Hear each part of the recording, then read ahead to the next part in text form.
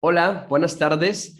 Yo soy el profesor Luis Carlos Villalpando Gallegos y voy a compartir contigo el módulo específico de literatura. Esto en relación con la preparación al examen para ingreso a la normal Miguel F. Martínez. Este módulo específico de literatura tiene dos subáreas. Yo voy a trabajar o estudiar contigo la que tiene que ver con la ubicación, espacio y tiempo de toda la obra literaria que ha existido en la historia de la humanidad. Y para eso vamos a utilizar como una estrategia, pues una línea del tiempo. Esta línea del tiempo nos va a ayudar a lo largo de este video a ubicar temporalmente las obras literarias. El contenido te lo muestro aquí de manera breve. Haremos un recorrido desde la literatura clásica hasta la literatura contemporánea que conocemos hoy en día y con la que convivimos actualmente, pasando por la literatura medieval, renacentista, neoclasicista, la literatura del romanticismo, del realismo y la vanguardista. Quiero aclararte que el contenido del examen eh, que se relaciona con esta subárea, la de la literatura, tiene un nivel taxonómico de conocimiento. Por lo tanto, no se busca tanto la comprensión o la aplicación de un concepto o un conocimiento, sino más bien que demuestres que sabes y que conoces esta información que yo te voy a compartir. Por lo tanto, te pido que tengas a la mano papel y lápiz para que puedas tomar tus anotaciones. ¿Qué te voy a compartir o qué va a ser interesante que anotes? La ubicación temporal de la obra literaria, las características y los principales representantes que voy a compartir a lo largo de este video. Una vez que tengas tu lápiz y tu papel, pues vamos a iniciar. Te sugiero que tomes nota. Lo primero que quiero compartirte es una ubicación de tiempo de la literatura clásica. En Occidente, en nuestra cultura, los años se cuentan a partir del nacimiento de Jesucristo. Digamos que el nacimiento de Jesucristo marca en nuestra historia el año cero. Sin embargo, quiero decirte que de ahí, del año cero hacia atrás, hay muchísimos años también y muchísima vida. Incluso hay más tiempo del año cero hacia atrás que lo que hay del año cero hasta hoy en día que estamos en los 2000. Entonces, un elemento de la historia muy importante o un hecho histórico muy importante que quiero destacar aquí es que cerca del año 3000 antes de Cristo o antes del año cero se registró la primera civilización del mundo. Digamos que se construyó la primera civilización o el primer grupo de personas que se establecieron como una civilización y ellos eran los sumerios. Y los sumerios, aunque tú no lo creas, tienen la primera obra literaria registrada en todo el mundo. Cerca del año 2000 antes de Cristo o antes del año cero se encuentra el poema de Gilgamesh. Este poema, como tú puedes observar en la imagen, escrito pues en un pedazo de piedra, que luego ya verás cómo la escritura se va registrando luego en pergaminos y luego en papel, hasta hoy en día que en pantalla con PDFs encontramos la escritura.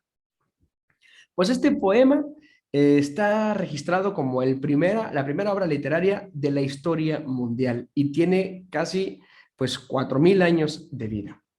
Después encontramos ahí a la literatura clásica. Era muy importante para mí dejarte claro la ubicación temporal de la literatura clásica. Está ubicada aproximadamente 1000 años antes de Cristo o antes del año cero y hasta 400 años después de Cristo o después del año cero. ¿Cuáles son las características de la literatura clásica? Es muy simple. La literatura clásica, escríbele ahí, solamente está escrita en dos idiomas, en griego y en latín. ¿Sí? El griego, pues, está relacionado con la literatura griega y el latín es el que está relacionado con la literatura romana. Esta literatura, lo que se escribía en esa época, tenía que ver pues con los dioses, con la mitología, las leyendas y las epopeyas. Todas las epopeyas son, digamos que estas historias heroicas, ¿no? Protagonizadas por alguna persona, algún personaje histórico, y tienen esta distinción de heroísmo. Y como autores de esta literatura tenemos, por ejemplo, a Homero en la literatura griega con las obras Ilíada y Odisea. Son de las obras más importantes. Esto tiene que ver con los sucesos de Troya, por ejemplo. Y en la literatura romana tenemos a Virgilio con su obra Metamorfosis y a Ovidio con su obra El arte de amar. Enseguida de la literatura clásica tenemos a la literatura medieval. La literatura medieval está contemplando un periodo entre el año 400 después de Cristo, después del año cero, y el año 1400 después de Cristo. Aquí hay un suceso muy importante, que en el año 476 cae el Imperio Romano e inicia la etapa medieval. En esta etapa medieval, ¿qué escribía la gente? Los escritores o los literatos, ¿qué escribían? ¿Qué obras hacían? El contenido tenía que ver con religiosidad o con aventuras caballerescas. Estas peleas de los grandes caballeros de los imperios que luego tenían ahí su aventura y sus guerras, sus batallas, están registrados en la literatura medieval. ¿Sí? Tenemos grandes obras en esta época, en esta literatura. Por ejemplo, el poema del Mío Cid o el cantar del Mío Cid, que seguramente lo conociste en secundaria o en preparatoria. El libro del Buen Amor, que estas obras no tienen un autor definido. O la Divina Comedia, que es una obra del autor Dante Alighieri. Luego de este periodo, en donde está la literatura medieval, encontramos a la literatura renacentista. La literatura renacentista abarca el periodo de 1400 a 1500, 100 años aproximadamente. Y esta literatura tiene una característica común. Primero, en esta época, quiero decirte, es la etapa del Renacimiento, pues es cuando vivió Leonardo da Vinci y pintó a la Mona Lisa, o cuando Miguel Ángel también hacía sus pinturas allá en las iglesias. Pues bueno, la característica de la literatura o de las obras literarias renacentistas es que comienza a escribirse ya del ser humano, ya es más humanista, ¿no?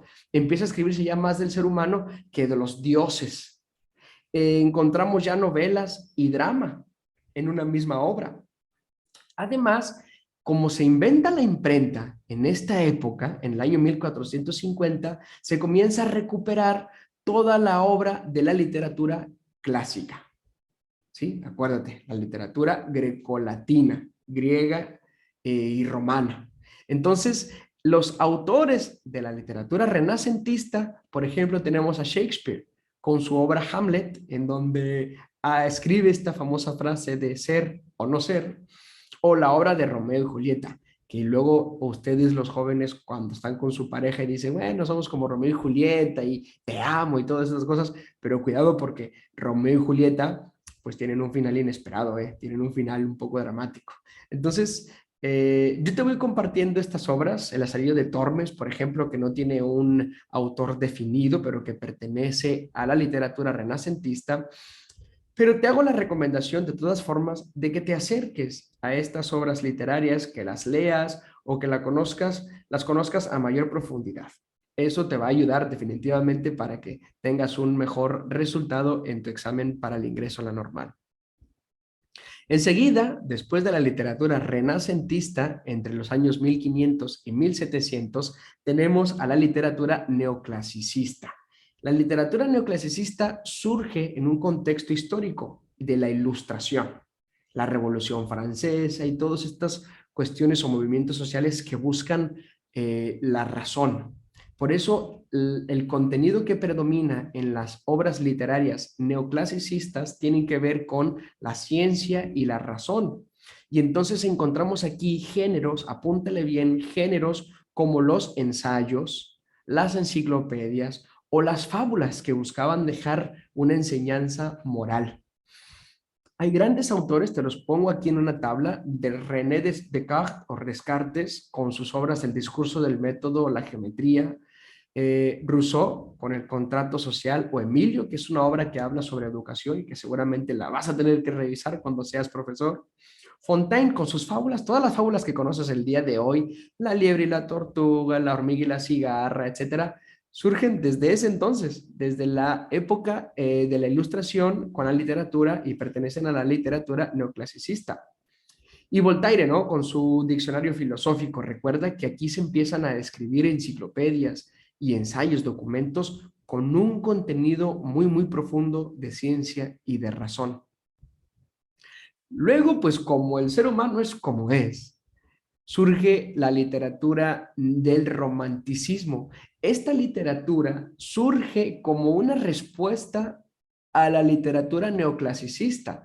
Acuérdate, ¿qué apuntaste ahí? Que la literatura neoclasicista abarcaba sobre todo la ciencia y la razón, el conocimiento, el ensayo, las enciclopedias. Pues como una respuesta a esto, las personas o los grandes escritores, literatos, empezaron a escribir literatura del romanticismo, ¿no? Que, como para hacer un equilibrio. Y la literatura del romanticismo pues tenía que ver más con la expresión de sentimientos como el amor, el miedo, el terror, o la libertad, el idealismo, el individualismo. Y entonces aquí tenemos autores como Víctor Hugo con Los Miserables, su obra muy importante, o Edgar Allan Poe con su terror psicológico, con obras como El Cuervo o El Gato Negro, o Goethe con su obra de Fausto, ¿no? Que tiene que ver con una investigación sobre un suceso medio curioso que sucede en esta novela. Entonces, la literatura del romanticismo es muy importante que registres que es una respuesta a la literatura neoclasicista. Es como lo opuesto. La literatura neoclasicista tenía que ver con la ciencia y la razón, y la literatura del romanticismo pues con los sentimientos y los ideales. Te invito nuevamente a que te acerques a conocer estas obras para que tengas un conocimiento todavía más profundo de lo que te puedo compartir yo. Enseguida tenemos a la literatura del realismo. Esta está ubicada entre los años 1800 y 1900. Y resulta que aquí ya empieza a haber una conciencia social. Y entonces, en las obras literarias vas a encontrar que los autores empiezan a describir los mecanismos de relaciones sociales o de ambiente social, o el contexto histórico en el que están. Empiezan a cuestionarse por qué nos comportamos como nos comportamos, y por qué la sociedad está organizada de esa forma y cómo pudiera mejorar, etcétera. Aquí ya no hay idealismos como en el romanticismo. Aquí los discursos en las obras son completamente objetivos y verosímiles. Tenemos autores como Karl Marx, con su obra El Capital o El Manifiesto Comunista. También tenemos a Charles Dickens con sus obras David Copperfield y Tiempos Difíciles.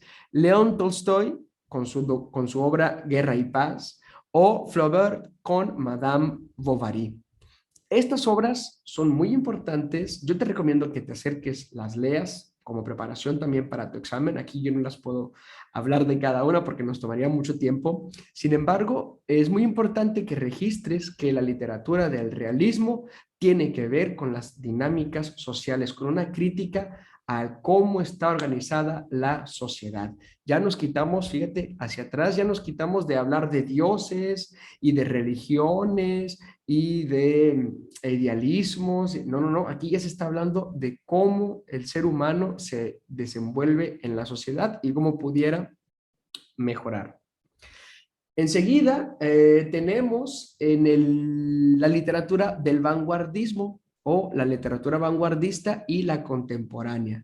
Voy a primero ubicarte en dónde están. Estas literaturas ya nos tocaron un poquito a nosotros, ¿sí? Porque están entre el siglo XX y el siglo XXI, que es el que actualmente, en el que actualmente vivimos. La primera parte, en el siglo XX, en los primeros años de 1900, el contexto es París. París era la cuna del arte en el barrio latino.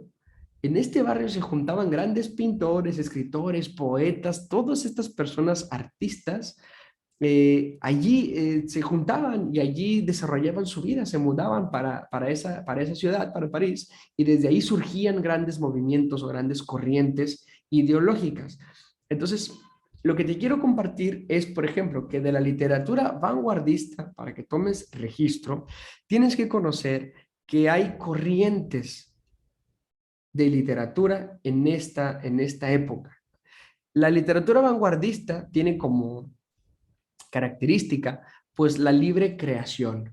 Se rompen todos los esquemas básicos de literatura que existían antes. Incluso la poesía deja a un lado las rimas y le da paso al verso libre, incluso en forma de caligrama. La imagen que observas tú aquí abajo es un caligrama, el caligrama de Apollinaire. Este caligrama, pues es un caligrama muy famoso que en donde se expresa de manera libre, en un verso libre, se expresa una emoción, un sentimiento y además forma una imagen, ¿no? En este caso es de una persona con un sombrero. Estas corrientes que surgen en el vanguardismo, yo quiero destacar tres que son las que van a contemplarse en tu examen profesional, en tu examen de ingreso a la normal, que es el surrealismo, que tiene que ver con el subconsciente del arte. El mayor exponente del surrealismo es André Breton en su obra El amor loco. Después tenemos el dadaísmo, que es la contralógica, lo antiartístico, te fijas, es como una rebelión a lo que ya existía antes. Y el mayor exponente es Tristán Tzara con su obra El hombre aproximado. Si tú buscas en Google surrealismo o dadaísmo, vas a encontrar primero pinturas que te dan un ejemplo del concepto de esta corriente y luego buscas las obras y entiendes después la intención de estos autores, ¿no? De compartir lo antiestético, ir contra la lógica. Y por último, la corriente vanguardista del futurismo, ¿sí? Estamos hablando de principios de 1900 y entonces aquí hay un rechazo al pasado, pero es que además las máquinas eran los máximos exponentes de la belleza, ¿sí? Y entonces el exponente de esta obra, de esta corriente literaria, el futurismo, era o es Filippo Marinetti con su obra El Manifiesto Futurista. Luego, en la segunda parte del siglo XX, o sea, a partir de 1950, ya se comienza a escribir sobre la desigualdad y esta ya es la literatura contemporánea, la que nos tocó a vivir a nosotros y a nosotras. Esta literatura habla ya sobre desigualdad, sobre el control de las personas en la sociedad, la guerra, ya empieza a escribirse sobre conceptos o ideas que no existían antes que tienen que ver con la economía, la corrupción, entre otras cosas. Y además, se mercantiliza la literatura, se mide la literatura por ventas y surge el término de bestseller. El bestseller es toda esta obra que logra un alto número de ventas a nivel mundial. Si tú vas a una librería y ves en alguno de los stands algún libro que tenga el sello de bestseller, te está indicando que es un libro que ha sido vendido y traducido a muchos idiomas y vendido a muchas partes del mundo, pero quiero que sepas que cuando veas ese sello, sepas que es un sello nuevo, es un concepto que surge en la literatura contemporánea. Y aquí, en esta literatura, seguramente estás más familiarizado con ella, pues tenemos que la narrativa ya no tiene un tiempo lineal. Es decir, ya no es el inicio, el nudo y el desenlace de una historia, sino que las narraciones o las obras contemporáneas inician algunas con el final y luego van desarrollando la historia a partir de ese final. O es muy común que haya flashbacks a lo largo de la narrativa. Hay muchísimos autores, yo quiero destacar algunos de ellos. Pablo Neruda, por ejemplo, con su obra 20 poemas de amor y una canción desesperada, o George Orwell con su obra 1994 o la obra La rebelión de la granja, que es una crítica a las organizaciones sociales, o Albert Camus con el mito de Sísifo, algo más filosófico, Gabriel García Márquez con su obra 100 años de soledad. Y bueno, yo destaco siempre a Jorge Luis Borges, que además de que es muy interesante leerlo a partir de su obra literaria, también es interesante escucharlo. Y en YouTube tú puedes encontrar las charlas que él da o las conferencias que da. Y una muy importante, o para mí muy interesante, que igual la puedes buscar, es cuando él empieza a perder la vista y cita a la gente en un lugar para contarles cómo él está viviendo su parcial ceguera y cómo desde su punto de vista eso le ha hecho convertirse en una mejor persona. Te lo recomiendo, ¿no? Y entonces, bueno, definitivamente hay que acercarnos a todas estas obras literarias para conocerlas a profundidad. Yo solamente te dejo esta información, ojalá que la hayas registrado. Si algo se te pasó, regrésale, ponle pausa, manipula el video, haz tu esquema y utilízalo como un estudio para tu examen de ingreso a la normal. Recuerda que el estudio y la preparación solo son el inicio de la vida docente. Te deseo muy buena suerte y ojalá que este video haya sido útil para tu preparación para el examen de ingreso a la normal. Muchas gracias.